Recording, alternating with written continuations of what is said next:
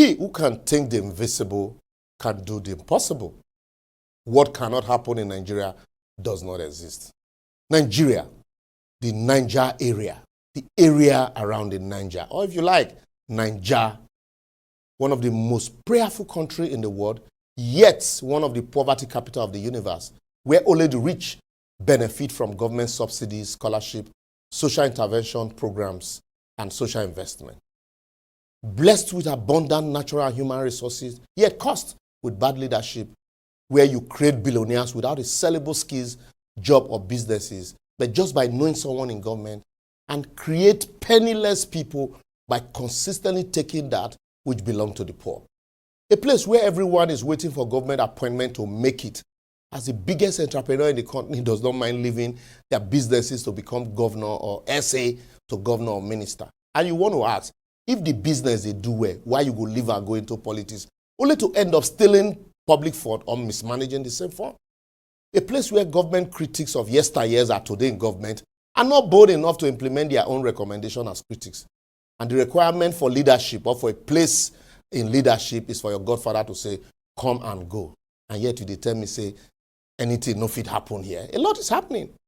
A land fighting corruption and forbids bribe. Yet, I no go fit give you bribe can win a multi-billion-dollar transaction and even land a lawyer in police custody, if you know what I mean. A poor praying nation without jobs. Yet churches are using tithe from poor members to buy up factory spaces and turn them into church auditorium. Why those that brought religion to us are turning their churches into factories and nightclubs? It shock you, Abi? A nation blessed with so much brains, but the religious leaders are taking the brains away and replace them with kotewu. I don't call anybody name. And ordinary problems like rat extermination are left to God to solve with olive oil. Praise the Lord, somebody. A land where a man sits down to read the Bible every day and then turn around to collect tithe offering and first fruit from congregants using the Bible and motivational quote. And that same man is the one teaching the same congregant how to become or build industries and become successful entrepreneur. Where him they work, nobody will ask. Where he don't do them before, nobody will ask. A land where communities will contribute money to build biggest church auditorium and boast about it, but cannot contribute money to build good roads, give scholarship, or build industries. Anyway, like we say here, what God cannot do does not exist. A country where political, religious, and social leaders are united in thievery and oppression of the masses. Yet, the masses who are oppressed are in love with their oppressors and they defend daily on the social media their jailers' right to consistently oppress them. No, say, I didn't tell you.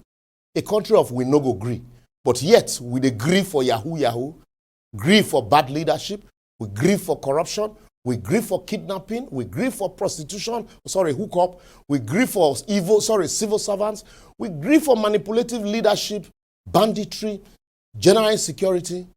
Well, what cannot happen in Nigeria, I tell you, does not exist. A place where we celebrate government officials for providing a tenth of what they promised during the election. If we don't know be their money, they take duam.